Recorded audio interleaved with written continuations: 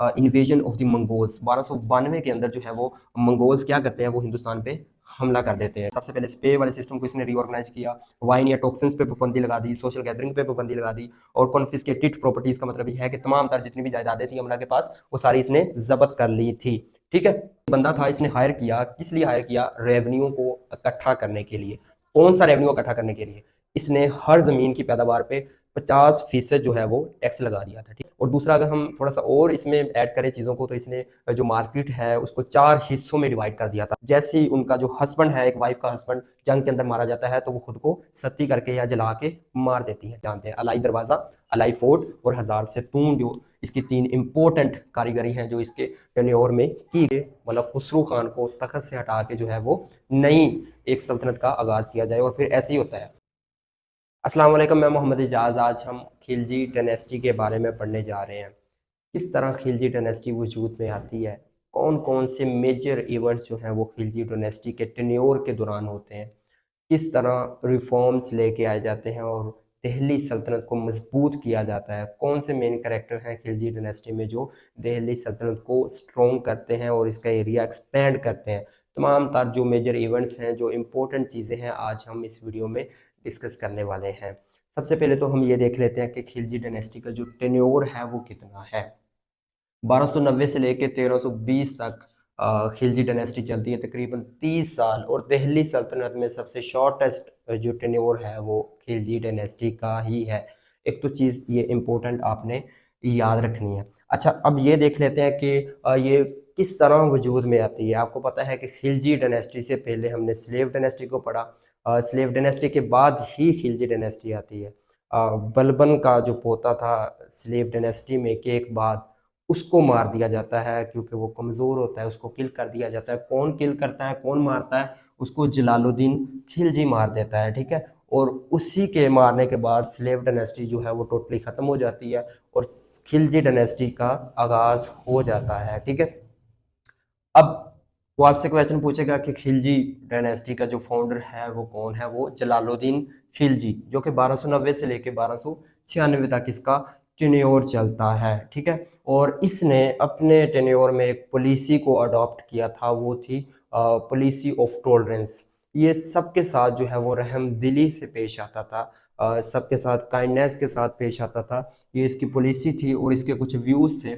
इसका जो main view था वो ये था कि दिल्ली सल्तनत, दिल्ली सल्तनत नहीं, ओवरऑल जो इंडिया है, ये एक बड़ी पॉपुलेशन रखता है हिंदूज़ की, लेकिन उसको मुस्लिम रूलर अगर रन भी करे तो तब भी ये एक मुस्लिम स्टेट नहीं बन सकती टोटली। ये जलालुद्दीन खिलजी का जो है वो मेजर व्यू था दिल्ली सल्तनत को लेके, इंडिया को लेके। जलालुद्दीन खिलजी के दौर में कुछ मेजर इवेंट्स होते हैं। अब हम उन इवेंट्स को देख लेते हैं कि कौन कौन से हैं। सबसे पहले तो इन्वेजन ऑफ द मंगोल्स। 1292 के अंदर जो है वो मंगोल्स क्या करते हैं, वो हिंदुस्तान पे हमला कर देते हैं। ठीक है, हलाकू खान का जो पोता होता है, जो कि बाद में मुसलमान हो जाता है, अब्दुल्ला, वो हिंदुस्तान पे हमला करता है। लेकिन जलालुद्दीन खिलजी क्या करता है, वो मंगोल को किश्त दे देता है, उनसे लड़ता है। ठीक है, मंगोल जो है वो हार मान जाते हैं और एक एग्रीमेंट होता है।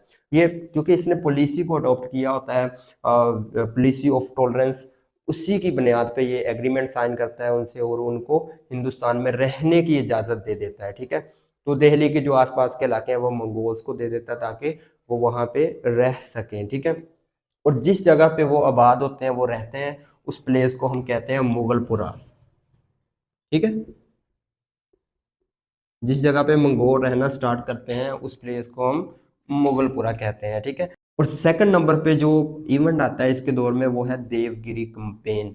ये 1294 के अंदर ये हमला करता है देवगिरी पे। किसकी हेल्प से करता है, ये अलाउद्दीन खिलजी की हेल्प से करता है। अलाउद्दीन खिलजी जो है ये इसका भतीजा भी है, ये सन इन लॉ भी है। ठीक है, आपने मूवी देखी होगी अलाउद्दीन खिलजी की, तो उसमें आप उस चीज़ को रिलेट कर सकते हैं, अच्छे से समझ सकते हैं। ठीक है, उसी के ज़रिए देवगिरी पे ये हमला करता है और वहाँ का जो राजा होता है वो राम देवचंद्र होता है। ठीक है, उसको जो है अलाउद्दीन खिलजी किश्त दे देता है। ठीक है, ये इस जगह पे अटैक करते हैं, ये दावा डायनेस्टी पे। ठीक है, ये रामचंद्र की डायनेस्टी थी। ठीक है, ये मुसलमानों का जो है वो दक्कन की तरफ पहला कदम था, साउदर्न रीजन की तरफ। ठीक है, तो यहाँ पे जो है वो रामचंद्र को शिकस्त दे के बहुत सारे जो है माले गनीमत मुसलमानों के हाथ लगता है। तकरीबन 6 मन के करीब जो है वो सोना, 7 मन के करीब जो हीरे जवाहरात और 1000 मन के करीब जो है वो चांदी मुसलमानों के हाथ लगती है। यह दावा डायनेस्टी से रामचंद्र देव को किस्त देने के बाद। ठीक है, कौन देता है? अलाउद्दीन खिलजी देता है। ठीक है, अब जो है वो जलालुद्दीन खिलजी बड़ा खुश होता है और अपने भतीजे को जो है वो बुलाता है मिलने के लिए। जैसे इसका भतीजा या सन इन लॉ जाता है वापस जलालुद्दीन खिलजी से मिलने, तो ये जलालुद्दीन खिलजी को मार के खुद दिल्ली सल्तनत का बादशाह बन जाता है अलाउद्दीन खिलजी। ठीक है, तो अब अलाउद्दीन खिलजी का टर्नओवर स्टार्ट हो जाता है 1296 से 1315 तक चलता है और यही मेन करेक्टर है खिलजी डायनेस्टी का। अब हम देख लेते हैं अलाउद्दीन खिलजी के टेन्योर को। अलाउद्दीन खिलजी जो है ये अपने चचा को मार के खुद जो है वो बैठ जाता है तख्त पे 1296 से 1315 तक। इसका जो है वो टेन्योर आपने याद रखना है और इसको सेकंड अलेक्जेंडर भी कहा जाता है। ठीक है, अलेक्जेंडर सेकंड। ठीक है, सिकंदर सानी के नाम से भी जाना जाता है। ठीक है, इसका जो चचा था जलालुद्दीन खिलजी, उसने पॉलिसी ऑफ टॉलरेंस अपनाई थी। इसने जो पॉलिसी अपनाई थी वो हार्श पुनिशमेंट की अपनाई थी। ठीक है, लोगों को उनके गुनाहों पे बड़ी सख्त सख्त सजाएं देता था अलाउद्दीन खिलजी। ठीक है, एक चीज ये आपने याद रखनी है। और दूसरा, इसने 1303 के अंदर अपना जो कैपिटल है वो दिल्ली से उठा के सिरी में शिफ्ट कर दिया था। ठीक है, एक चीज आपने ये याद रखनी है और इसको सेकंड अलेक्जेंडर भी कहा जाता है। अच्छा, अलाउद्दीन खिलजी जो है वो अपने टेन्योर में कुछ इम्पोर्टेंट रिफॉर्म्स लेके आता है जो कि बहुत ही अहम है पढ़ने के लिए। तो पहले हम वो देख लेते हैं। ठीक है, सबसे पहले जो है वो एडमिनिस्ट्रेटिव रिफॉर्म्स। एडमिनिस्ट्रेटिव रिफॉर्म्स के अंदर ये जो है अपनी फौज को, अपनी आर्मी को मजबूत करता है। ठीक है, ये वाहिद बंदा था जिसके बाद इसकी परमानेंट आर्मी थी। ठीक है, और उनको जो है वो कैश की फॉर्म में पे करता था। ठीक है, इसने एडमिनिस्ट्रेटिव रिफॉर्म्स में 4 ऑर्डिनेंस पेश किए, 4 लॉ पेश किए, जिसकी वजह से ये फेमस है, ये जाना जाता है। ठीक है, कौन कौन से वो लॉ थे वो हम देख लेते हैं। सबसे पहले तो इसने रीऑर्गेनाइज दी स्पाई सिस्टम।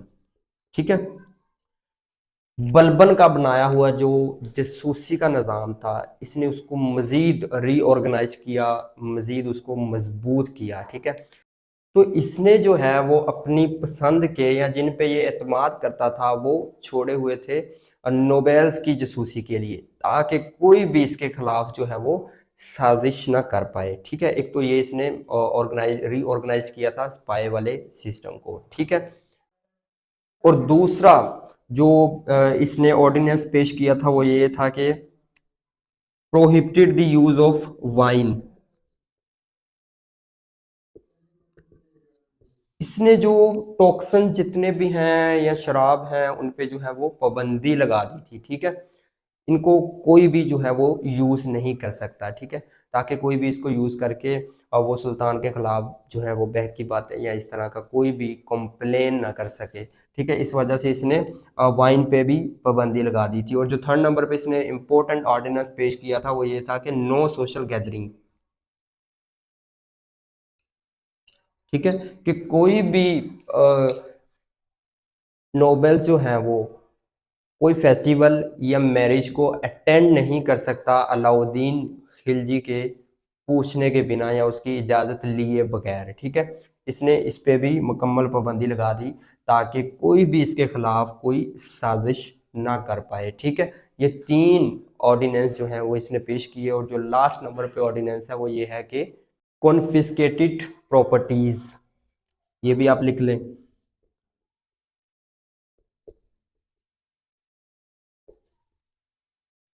इसका मतलब ये है कि इसके पास जितने भी अमरा थी या नोबल्स थे, उनके पास जो एक्स्ट्रा ज़मीनें थी, बहुत ज़्यादा ज़मीनें थी, ये सारी इसने उनसे छीन ली थी। ठीक है, क्यों छीन ली थी? ताकि कोई भी इतना स्ट्रॉन्ग ना हो कल को इसी के खिलाफ ही बोले या इसको इसकी कुर्सी से उतार दे। ठीक है, ये चार जो है वो इम्पोर्टेंट ये लेके आया था ऑर्डिनेंस। सबसे पहले स्पे वाले सिस्टम को इसने रीऑर्गेनाइज किया, वाइन या टॉक्सिन्स पे पाबंदी लगा दी, सोशल गैदरिंग पे पाबंदी लगा दी, और कॉन्फिस्केटेड प्रॉपर्टीज का मतलब ये है कि तमाम तर जितनी भी जायदादें थी अमरा के पास वो सारी इसने जब्त कर ली थी।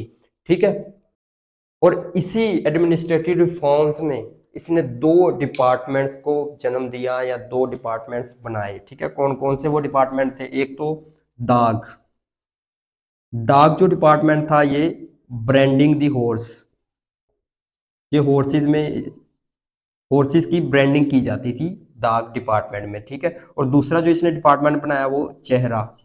ठीक है, चेहरा में जो है वो डिटेल्ड डिस्क्रिप्शन रखी जाती थी आर्मी की। ठीक है, आर्मी के हर पर्सन की, हर सोल्जर की जो डिटेल्ड डिस्क्रिप्शन जो बंदा रखता था, जो डिपार्टमेंट रखता था, वो उसको हम चेहरा कहते हैं। ये दो डिपार्टमेंट्स जो हैं अलाउद्दीन खिलजी ने इंट्रोड्यूस करवाए थे, एक दाग और दूसरा चेहरा। ठीक है, और इसी तरीके से जो है इसने एडमिनिस्ट्रेटिव रिफॉर्म्स को मजबूत किया या प्रेजेंट किया। ठीक है, और नेक्स्ट है रेवेन्यू रिफॉर्म्स, मतलब लैंड के ऊपर इसने क्या क्या काम किया, ज़मीन के ऊपर, जो ज़मीन की पैदावार होती है उसके ऊपर, और जो लोगों के पास ज़मीनें हैं उसका जो रिकॉर्ड वगैरह है, इसके ऊपर इसने कौन कौन से रिफॉर्म्स को प्रेजेंट किया वो हम देख लेते हैं। ठीक है, सबसे पहले तो इसने एक बंदा हायर किया जो रेवेन्यू कलेक्ट करेगा। ठीक है, वो था मुस्ताखिराज, लिखें मुस्ताखराज। ये एक बंदा था, इसने हायर किया, किस लिए हायर किया? रेवेन्यू को इकट्ठा करने के लिए। कौन सा रेवेन्यू इकट्ठा करने के लिए? इसने हर ज़मीन की पैदावार पे 50% जो है वो टैक्स लगा दिया था। ठीक है, सबसे पहले तो इसने जो ज़मीन थी उसका स्टैंडर्ड मेजरमेंट जो है वो इसने प्रेजेंट की, और उसको मापने का जो निज़ाम है वो अलाउद्दीन खिलजी ने प्रेजेंट किया। फिर उसकी जो प्रोडक्शन होगी उस ज़मीन की, उसमें जो 50% जो है वो डिमांड कौन करेगा? वो स्टेट डिमांड करेगी। ठीक है, उस पर जो हक है वो 50% वो स्टेट का होगा, मतलब 50% जो है इसने टैक्स लगा दिया था। और उस टैक्स को कौन कलेक्ट करेगा? वो मुस्ताखिराज जो है वो कलेक्ट करेगा। ठीक है, इसमें रेवेन्यू में तीन चीज़ें हैं। एक तो जो टैक्स कलेक्ट करेगा जो प्रोडक्शन से आएगा वो मुस्तखराज होगा। ठीक है, और 50% जो है वो स्टेट डिमांड करेगी। और दूसरा इसने स्टैंडर्ड मेजरमेंट का निज़ाम तारफ़ करवाया, ज़मीन को नापने का निज़ाम। ठीक है, और इसी तरह जो है वो हमारा रेवेन्यू रिफॉर्म्स वाला भी टॉपिक क्लियर हो गया। ठीक है, अब हम आ जाते हैं इकोनॉमिक रिफॉर्म्स के अंदर। ठीक है, इकोनॉमिक रिफॉर्म्स को हम देख लेते हैं। इकोनॉमिक रिफॉर्म्स में अलाउद्दीन खिलजी ने एक मिनिस्ट्री को इंट्रोड्यूस करवाया। ठीक है, जिसको दीवाने रियासत के नाम से हम जानते हैं। वो बंदा क्या करता था? वो तमाम तर जो मार्केट के अंदर प्राइजेज हैं उनको फिक्स करता था, उनको देखता था, तमाम तर जो इकोनॉमी है उन चीज़ों को हैंडल करता था। कौन? दीवाने रियासत। वो आप इधर लिख लें, दीवाने रियासत। ये एक मिनिस्ट्री इंट्रोड्यूस करवाई गई थी इकोनॉमिक रिफॉर्म्स के अंदर। ठीक है, और देन इकोनॉमिक रिफॉर्म्स के अंदर तमाम तर जो चीज़ें हैं उनकी प्राइस को फिक्स कर दिया गया था। ठीक है, और दूसरा अगर हम थोड़ा सा और इसमें ऐड करें चीज़ों को, तो इसने जो मार्केट है उसको 4 हिस्सों में डिवाइड कर दिया था। जो पहला हिस्सा था वो ग्रेन का, ग्रेन मार्केट का, और दूसरा जो हिस्सा था वो शुगर, क्लॉथ, बटर वगैरह। ठीक है, बटर मिल्क वगैरह। और देन जो थर्ड नंबर पे वो हॉर्सेस, कैटल, स्लेव वगैरह। और फोर्थ नंबर पे जो है वो अदर मिसलेनियस कम्युनिटीज, जो भी मतलब इनके अलावा जो चीज़ें हैं वो मिसलेनियस में इसने डाल दी। 4 तरह की जो है वो मार्केट इसने इंट्रोड्यूस करवाई, और उनको उनकी जो प्राइस को फिक्स किया। और फिक्स करने के लिए किसकी मिनिस्ट्री को, कौन सी मिनिस्ट्री इंट्रोड्यूस करवाई? वो दीवाने रियासत की जो है वो मिनिस्ट्री को इंट्रोड्यूस करवाया गया। ठीक है, और देन इसने कुछ इंपॉर्टेंट बिल्डिंग्स जो हैं वो अपने टेन्योर में बनवाई थी। कौन कौन सी बनवाई थी वो हम देख लेते हैं। ठीक है, सबसे पहले तो इसने अलाई फोर्ट बनवाया, जो कि फेमस है, जो पूछा जाता है, जो कि इसी के नाम से, अलाउद्दीन के नाम से अलाई फोर्ट इसने बनवाया, ये देखें। ठीक है, और देन इसने अलाई दरवाजा, ठीक है। जो अलाई दरवाजा है, आपको पता है कि कुतुब मीनार वो कुतुबुद्दीन ऐबक ने तमीर करवाया था, और बाद में उसके मरने के बाद जो इसको मुकम्मल करवाया था वो अल्तमिश ने करवाया था, ठीक है। जो अलाई दरवाजा है ये इंट्रेंस है कुतुब मीनार की, ठीक है। ये आपने याद रखना है, ये किसने बनवाई, ये अलाउद्दीन खिलजी ने, ये इंट्रेंस है, ओके। और देन थर्ड नंबर पे एक बिल्डिंग इसने तमीर करवाई जिसको हजार हजार सेतून के नाम से हम जानते हैं, ठीक है। हजार सेतून का मतलब है कि ए पैलेस ऑफ थाउजेंड पिलर, एक ऐसा पैलेस बनवाया जो कि थाउजेंड पिलर्स पे मुश्तमिल था, ठीक है। उसको हजार सेतून के नाम से हम जानते हैं, अलाई दरवाजा, अलाई फोर्ट और हजार सेतून, जो इसकी तीन इंपॉर्टेंट कारीगरी हैं जो इसके टेन्योर में की गई, ठीक है। अब हम दो इम्पोर्टेंट इवेंट्स जो इसके दौर में हुए और इसको फतूहात हासिल हुई वो हम देखने जा रहे हैं। सबसे पहले तो आपको पता है कि जब ये किंग नहीं था तो इसके चचा ने इसको देवगिरी में भेजा, ठीक है। जो ये दावा डायनेस्टी पे मुश्तमिल थी वो हम ऑलरेडी इसको डिस्कस कर चुके हैं, ठीक है। ये पहली इसकी फतह थी, लेकिन तब ये सुल्तान नहीं था, ठीक है। सेकंड नंबर पे जब ये सुल्तान बनता है तो ये सबसे पहले जो अटैक करता है ये गुजरात पे करता है, ठीक है। कब करता है, ये 1299 के अंदर करता है, ठीक है। कहाँ पे, गुजरात के अंदर, ये इस रीजन में वाकई आपको पता है गुजरात, ठीक है। और यहाँ पे इन्वेट करने के बाद ये ओवरलैप कर जाता है, ये वहाँ के राजा को शिकस्त दे देता है, और उसकी जो वाइफ होती है कमला देवी उससे ये शादी कर लेता है, ठीक है। कमला देवी, ये पूछा जाएगा आपसे, उससे जो है वो शादी कर लेता है राजा की वाइफ से, गुजरात की जो राजा था उसकी जो वाइफ थी कमला देवी, उससे ये शादी कर लेता है उसके राजा को शिकस्त दे के। और गुजरात की फतह के बाद वहीं पे इसको एक गुलाम मिलता है जो कि बड़ा खूबसूरत गुलाम होता है, जिसको मलक काफूर के नाम से हम जानते हैं, ये भी आप लिखें, मलिक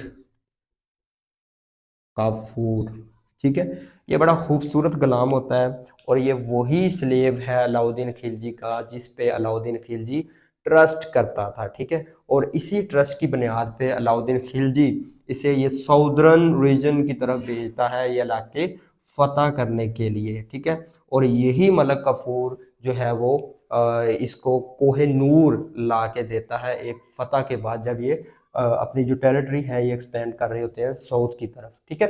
ये चीज़ आपने याद रखनी है। और सेकंड जो मेजर इवेंट है वो इन्वेजन ऑन चित्तौड़, ठीक है।